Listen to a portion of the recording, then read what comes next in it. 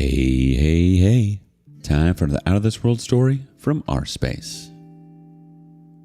Protein shakes, suspicious supplements, a scratched car, and a man who now regrets ever suggesting a personal trainer. Today on rSpace, sometimes it doesn't pay to be the hype man.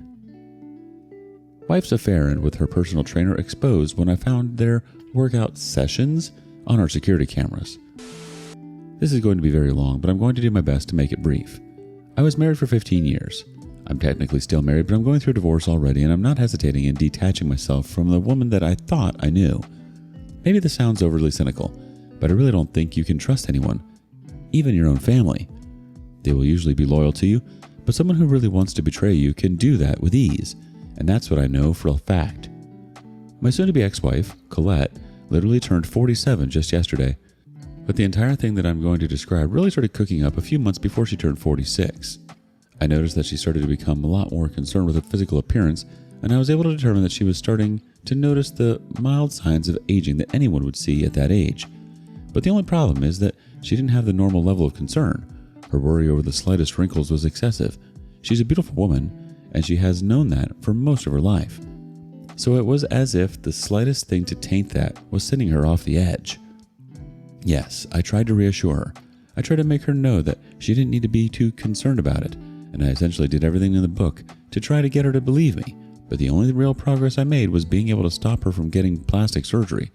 And before you come in and say that there's nothing wrong with plastic surgery, since she wasn't happy with her own body, just understand I don't subscribe to that bull. You can go under the knife once you have mentally reflected and realized that life truly won't be worth it if you don't get that BBL or nose job. She wasn't there yet, so I wasn't going to allow her to use plastic surgery as the first step because it wasn't going to fix the problems she was having. It was more mental than that. Either something I said had an effect, or she did her own self-reflection and realized that surgery was definitely a jump. But yeah, ultimately that one wasn't on the table. She watched enough botched and similar shows to know how bad things can get. Instead of trying to turn back the hands of time, she decided she'd try to eat better, exercise more, and even get more fashionable clothes. That idea made a lot of sense to me, and it was a lot more sensible than just deciding to waste thousands of dollars. I'm sure that some of you might be able to see how that can go wrong, but we'll get to that in due time. It started with trying to incorporate more healthy foods into our diet. After being married for long, we had certain habits, especially regarding our diet. Saturday nights were for buying fast food, and on days we'd both be coming back from work late, we'd also get fast food. We almost always have soda and juice in our fridge, though it takes us like 2 or 3 days to finish a full bottle of soda. I'm just trying to paint that we're not the kind of people who live inherently unhealthy lifestyles. I think the way we eat is pretty average. So, while we initially kept eating fast food and going to restaurants for dates, salads became a common snack for her, and since she'd tossed a huge bowl, I also started eating more salad. We also replaced our sugary drinks with sugar-free alternatives, though only for the drinks that actually had the option in the first place. She also began taking daily walks in the evening. I tried my best to accompany her for most of them, but I think I eventually only went about 60% of the time. Things were easy enough to manage at the start, but if you've ever lived with someone who became a health nut, you know how quickly it can grow out of control. Fast food was no longer an option, and instead, she turned eating fruit salad and dark chocolate into the weekend treat. She also had begun meal prep, so there was very little reason to stop and buy fast food, even on the days when we'd be out until late. Then, she began with the supplements. I'm not saying they're bad, but all of a sudden, I'm seeing bottles of zinc, ashwagandha, ginseng, and all sorts of other strange things piling up in her medicine cabinet. I took some of these supplements here and there, but not as religiously as she did, because I couldn't even keep track of what they were all meant to do. At a point, I had to start sneaking to Popeyes before work because my cravings for something salty and greasy started getting too strong. I felt like I was having an affair when I would have to eat chicken in the car and then pop a stick of gum before heading back home. Everything fell apart about 4 months after the new lifestyle had started. She was really looking at herself in the mirror, and she seemed to see improvements. According to her, "I'm actually getting younger." And then she ran over to me for my opinion. The only thing I could do was back her up in that regard. I didn't notice it, but then again, I never thought she looked bad. She's always been beautiful to me. It was the improvements that she saw that pushed her to start hitting the gym instead of just getting her exercise through walking. I need to mention that she works in a senior administrative role at the hospital in our city, and she gets paid pretty well from that, so you won't be as surprised that instead of choosing to get a gym membership, she decided to buy one gym machine that could do a bunch of the exercises that she needed, as well as a treadmill. She said that it was too easy to say you didn't want to go to the gym, and having a gym at home meant that there was no excuse. Ultimately, there was an excuse, because she wasn't working out as much as you would have expected based on what she said. I suggested that she get a personal trainer, which, at this point, I regret so much. My logic was sound, though, because she needed someone to force the motivation into her, and I wasn't the best person because I was hardly as active as I needed to be. So, she listened to me. Got a recommendation from one of the physios in the hospital that she worked at, and the next week, the guy came over to get her started. I won't lie. The first time I saw him, I did have a very brief moment of worry. He was handsome and in great shape, quite obviously, so there was a little bit of worry based on everything I had heard and seen about personal trainers. But I thought that we were both happy and she had no reason to look for anything outside. That was a big mistake on my account. But anyway, I let her do her thing, and the worry started to go away when I actually noticed her getting more trim and truly looking younger. All the changes she had made to her lifestyle were showing results, and I was glad for her.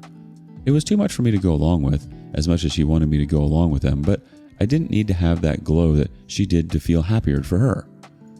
She had her personal trainer for almost half a year before I found out what was going on. Just to be clear, we have security cameras outside the house and one in the garage. There are none inside the house itself for privacy reasons, but the garage is mostly accessible to people from outside, so it helps in case something goes missing or the like. I only check the footage if there's a reason to check it. One day, I had my car parked in the garage because I wasn't feeling that great and I had called in sick. Colette did her exercises that evening as usual, and I didn't leave my room the entire time since I was under the weather. When I was going to work the next day, I noticed a scratch on the left back panel of my car. It wasn't just a long scratch. It was like something metallic had been rubbing up against the spot. I asked my wife about it, whether she had carried any of her equipment past there or something, but she genuinely had no idea what I was talking about, and I didn't notice any recognition in her face when I showed her the actual scratch. I was entirely sure it wasn't there the day before, so I knew it had to have appeared during the time that I was sick at home. That was reason enough to check out the camera. Just so you understand, the camera inside the garage hangs in one of the corners beside the garage door, so it points towards the inside of the garage and not towards the opening. However, with the way it's positioned, it has a blind spot. You can see directly under the camera itself and in the other corner of the garage besides the garage door. It was the corner that the scratched corner of my car faced. The rear left of my car was cut off enough that you couldn't see the tail light, but unless someone was intentionally sneaking, enough of their body would show up. When I chose to watch the security camera footage from the last 24 hours, I got a lot more than I had bargained for.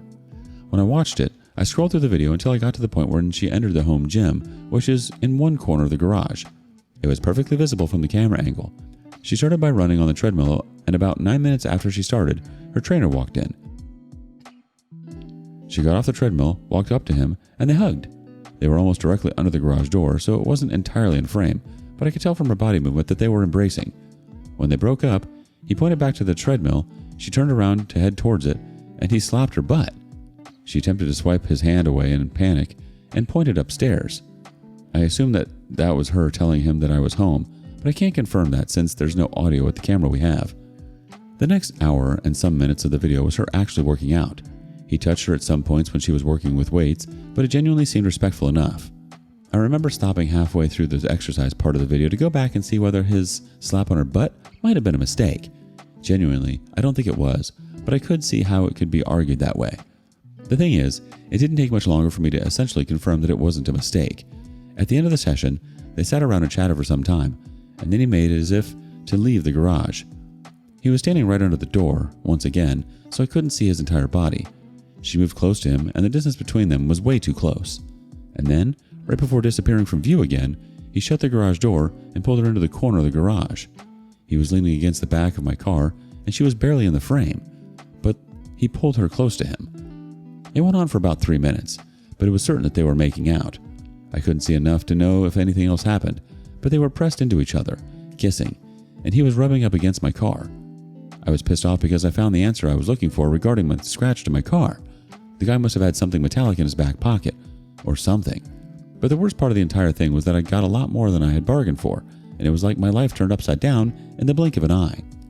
I've been with Colette for 15 years of my life, and in that time, I had never had a reason to think that she was cheating on me. Who knows how many more times this has happened? There's no way for me to know, and that kills me.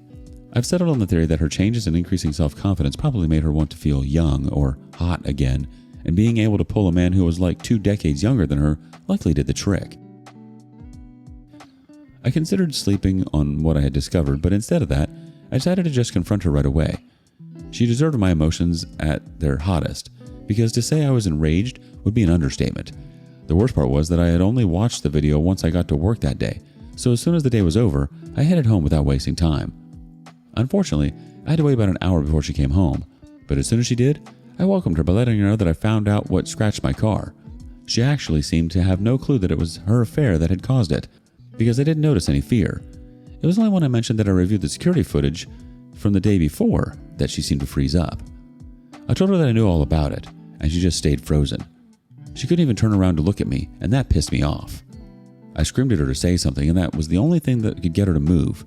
When she turned around, she was just looking at me with a blank look. It's like she really couldn't figure out what to say. Why? Was the next thing that came out of my mouth. I think it was what I wanted to know the most. As soon as she opened her mouth to speak, she started crying. That pissed me off.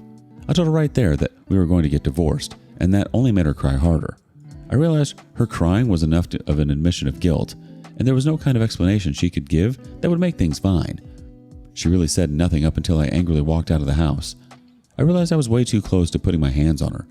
I really feel I would have been less angry if she hadn't just gawked at me like some kind of idiot, but that's what she had chosen to spend the whole time doing. I came back about 3 hours later, and she was sitting in the living room. She had clearly been crying for a long time. "Babe," was the only word that she was able to squeak out when I walked in, but it was so lacking of effort that I didn't bother to stop. All I did was grab a beer and walk past her into the guest bedroom. I really didn't want to have anything to do with her from that point on. She walked into the guest bedroom later that night, standing in the doorway. I'm sure she had something rehearsed to say, but I think the look that I gave her was enough for her to lose all composure. So again, she just stood and looked at me, unable to get any words out of her mouth. I told her to leave if she had nothing to say, and she did after a few minutes. It was clear that she knew how stupid any of those cliché excuses would sound. After that, I woke up the next day and she wasn't there. Her car wasn't around, and she had apparently packed up some of her stuff. I didn't bother texting her. I was sure she had found somewhere to go, because being in the house with me was definitely going to be worse for her than it would be for me. I called off work for that day, and I went straight to a divorce lawyer's office. After meeting up with him, I didn't waste any time paying the necessary fees so that we could get right into things. The quicker the divorce happens, the better.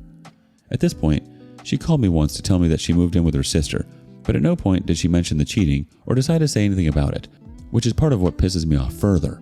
She had refused to acknowledge it. She's generally non-confrontational, but to be this avoidant about a wrongdoing is crazy. Anyway, I served her with the divorce papers at her sister's house. In fact, her sister answered the door and seemed shocked to see me. She invited me in when she said that Colette was in the shower and that I should wait for a bit.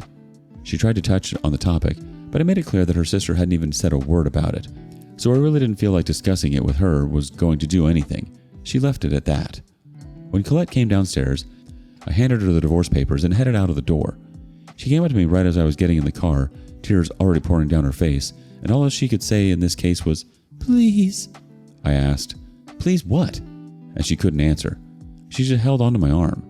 I think a part of me really felt bad for her, but to be honest, it wasn't a big enough part. I just yanked my arm away, started the car, and left her there.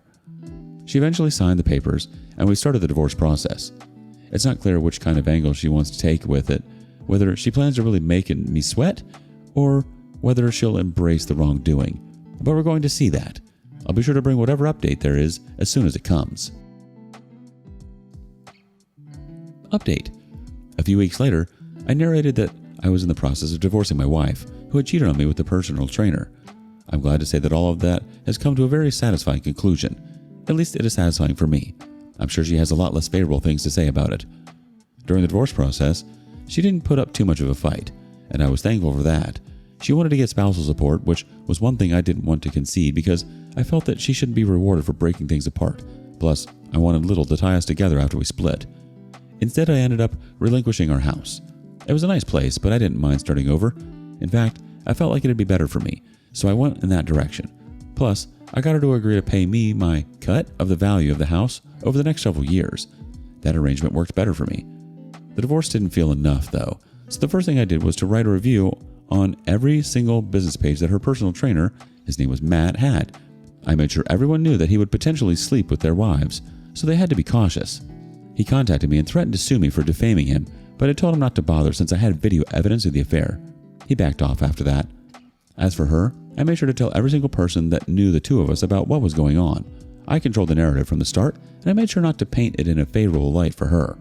She called me crying one day saying that I was trying to hurt her and nothing else at that point, and I simply agreed because that was what I was doing, and that call made me feel much better. So the divorce is history now. We haven't spoken in about 2 full weeks, and I'm doing my best to move on. I'm not sure if it will be easy or hard, but I know that I'll do my best to leave her and her damage in the past. You genuinely cared about Colette and tried to support her through what was clearly some kind of midlife crisis, identity shakeup, or maybe both. You did everything a good partner would do, encouraged her, reassured her, helped her build a healthier lifestyle, even suggested a trainer when she needed motivation. And then this trainer just happened to be the person who helped flip your world upside down. It's the gaslighting, the smiling to your face while someone's disrespecting everything you've built together. That's hard to shake. I get the feeling you're grieving both the relationship and the version of her you thought was real. That kind of loss is heavy. Have you ever encouraged a partner to pursue something only to have it backfire in a way you never saw coming? Thank you for joining us today on rSpace. Be sure to like and subscribe and hit that notification bell so you don't miss out on our next video. See you next time.